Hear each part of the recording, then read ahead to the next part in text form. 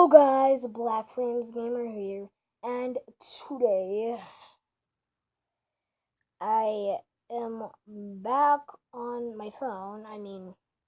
This is not my phone, but my phone is charging. But this is Nightmare Foxy's phone, so he's just playing Minecraft right now with the girls. Playing Mineplex on my PS. And so today we are going to be reacting to top 12 worst NBA injuries of all time.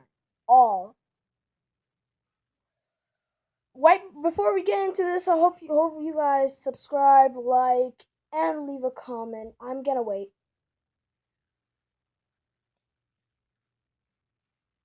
Well, don't just sit there. Don't just sit there. Hurry. Did you? Okay, good. And let's get into the video. Let me just switch this around. Excuse me for what I'm wearing. I just like dressing that much. I'm at home, so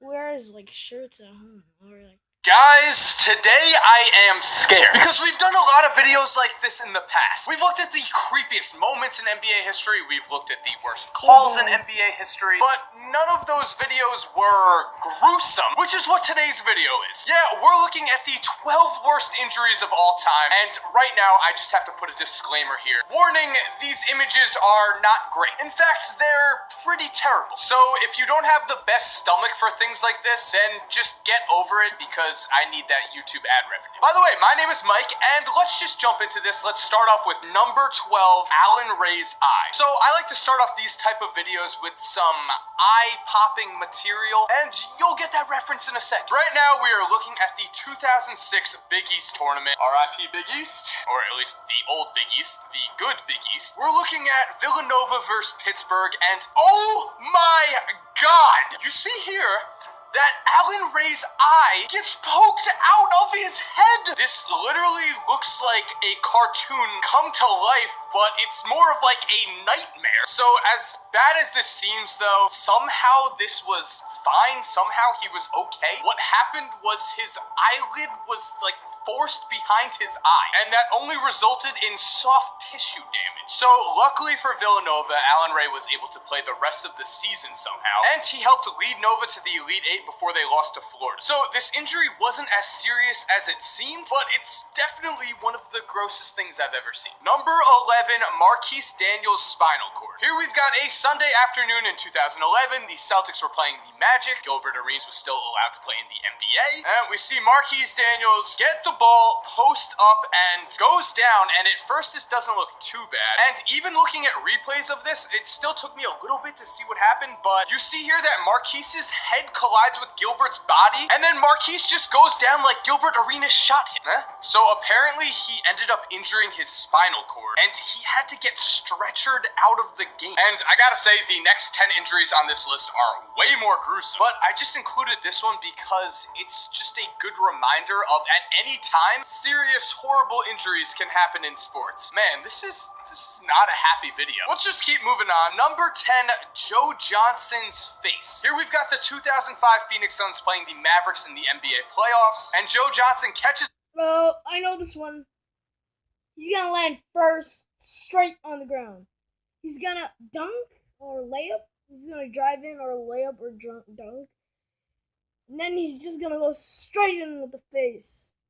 A pass from Sean Marion. Goes up, Jerry Stackhouse contests, and he lands directly on his face.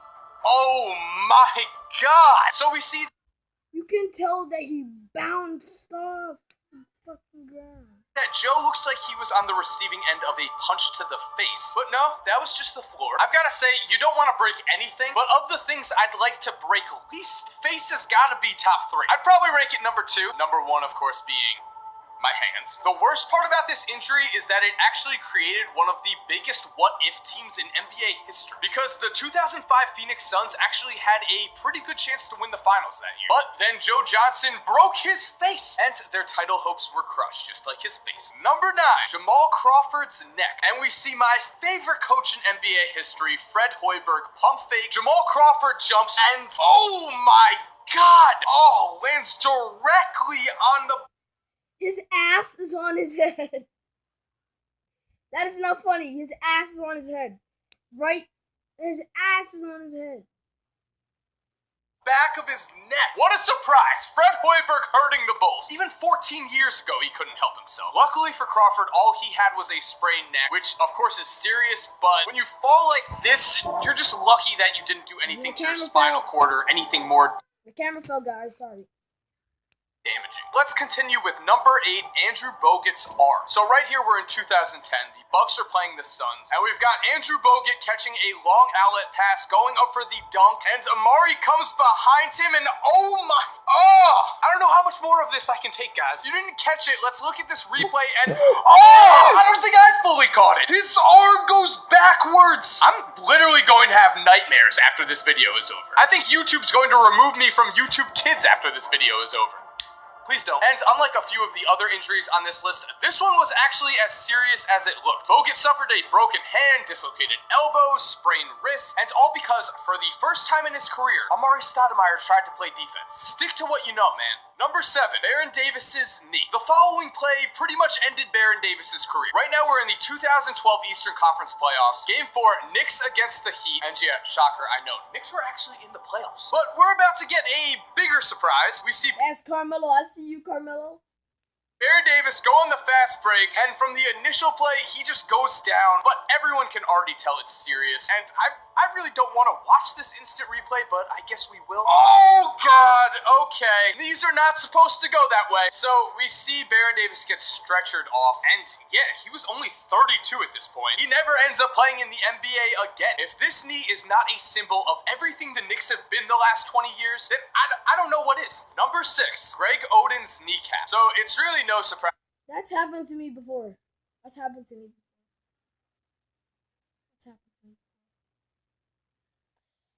I was in a soccer game. Then I was running, had the ball, tried stopping, but then my leg went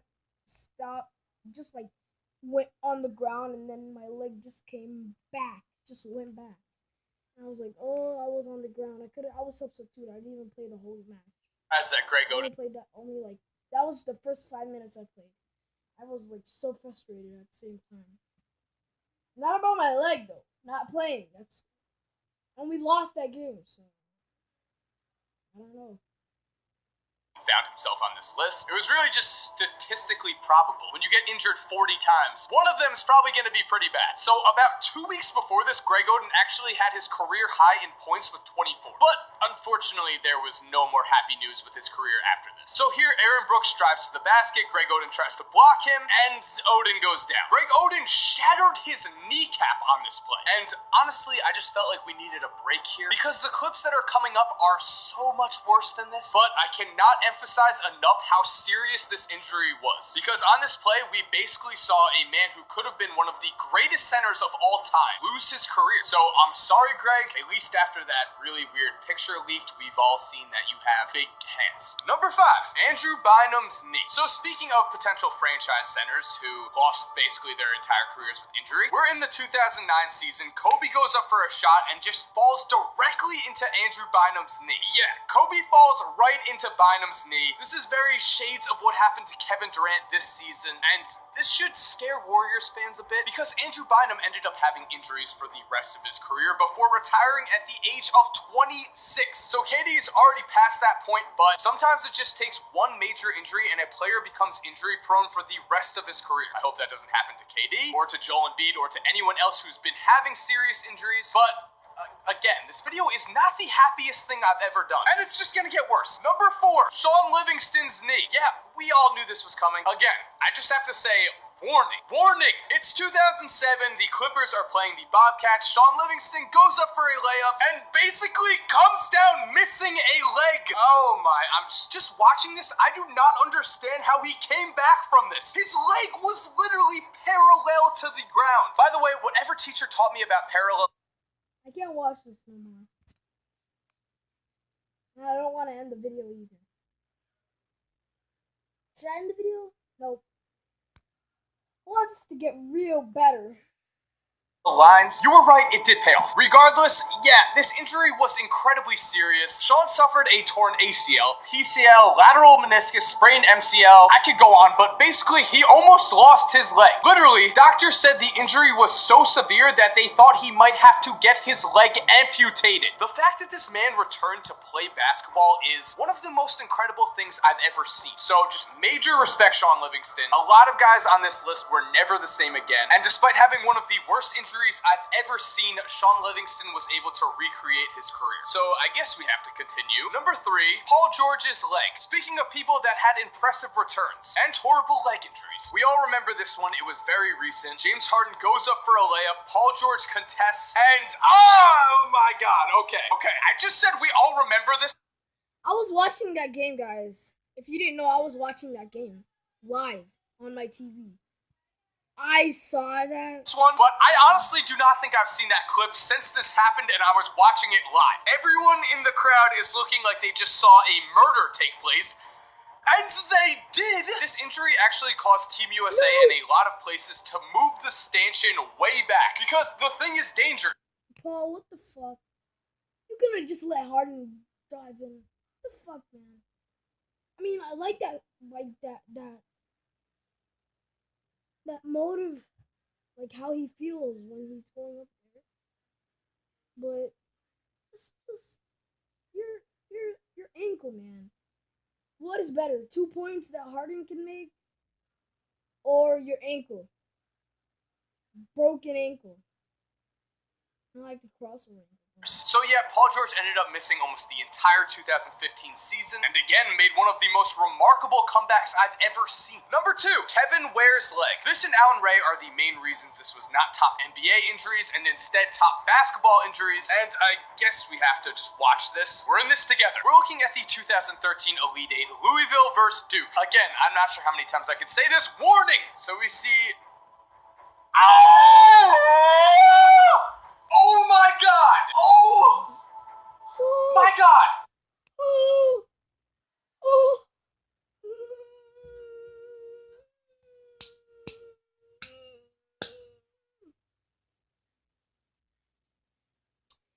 His fucking bone comes out, his fucking shin. He landed on his tippy toes. What kind of fucking... Oh, why'd you do that? Don't land on your tippy toes, ever. Don't ever land on your tippy toes. I don't want to see the slow-mo. That is one of the most horrifying things I've ever seen. The only reason it's not number 1 is because I'm very biased. You'll see that in a second. But yeah, so Kevin Ware lands awkwardly on his right leg, and by awkwardly, I mean his bone ends up protruding out of his right leg. You can see his bone! Understandably, everyone is just in shock, in horror of what has just happened. But again, I just have to have some major respect for this man, because he was famously quoted as saying almost immediately after, "I'm fine, just win the game," which is pretty amazing, because if this happened to me, I'm pretty sure the first thing I would say is, "Oh my god, my bone is coming out of my leg!" And amazingly enough, Louisville did win the game, and they did end up winning the national championship. And Kevin Ware ended up transferring to Georgia State and playing out the last 2 seasons of his career. Finally, number 1, Derrick Rose. Like I said, that's exactly what I was gonna say. Derrick Rose has too much injuries in his career, like too much. Nope. Again, I am very biased here. Obviously, Kevin Ware's injury is way worse. Obviously, Sean Livingston, Allen Ray, basically a lot of guys had worse injuries on this list. But this one just hits me. Isn't it funny that there's a guy named Allen Ray, and there's a guy named Ray Allen? Ray Allen. Did he play for the Celtics? Or did he retire? I think he retired. But I remember I was watching that game where he hit that history pointer, bro. the Heats versus the Spurs back in like 2015 or 16, 15 I think it was 15, when LeBron and Wade were still in Miami, when they were still in the Heats, and when the Spurs won the championship. I was there. He hit right here, man. Right He tied here the game. is where my heart is, I think. So, no research had to be done for this segment. We're in the first round of the 2012 playoffs. The Chicago Bulls are the #1 seed. They are playing the 8th seed Philadelphia 76ers. Everything is happy. We're going to take a step back here. I'm a freshman in college. I'm watching this in my dorm room. Again, let's just use that word. I was happy. The Bulls had taken care of business. They were going to be up 1-0 in the series. And then this happened. With 90 seconds left in the game, the Bulls have a comfortable lead. But here he is. He drives to the basket. He goes up, and there goes my childhood. I mean, I was 19 at this point, but if there was one thing that transitioned me from childhood to adulthood, is that I realized that life isn't fair, and dreams are ruined when Derrick Rose got hurt. This man was Chicago basketball. He was the youngest MVP in basketball history, and now he's going to be the only MVP in basketball history to probably never make the Hall of Fame, which... I used to have a friend that was a Derrick Rose fan. He used to say that everyone else sucks, but D Rose. Shout! That was like when I was in middle school, 5th grade. Shout out to my Ali. If you're watching this, shout out to you, man. Might be a video topic I do, but as for today's video, I'm just over this. I'm just having horrible flashbacks right now. Literally, after this play happened, the first thing I did was just walk into my dorm room's hallway, and I just started screaming. My RA came out and he was like, "What's going on? Are you okay?" And I said no, because I wasn't okay. And I don't think I've ever been okay after this. And I made this a lot about me, typical. But as for Derrick Rose, man, he works so hard to return time and time again, and his body has just failed him time and time again. So yeah, life is not fair. This just sucks. So yeah, I hope you guys enjoyed this video. I know I did.